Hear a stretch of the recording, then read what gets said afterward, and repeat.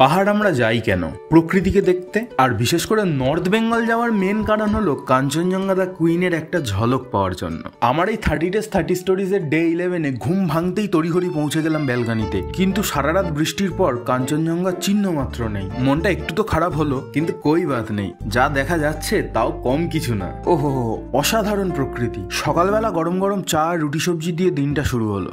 তখনই ঘটলো সেই মোমেন্ট যেটা আমি কোনোদিন ভুলবো না।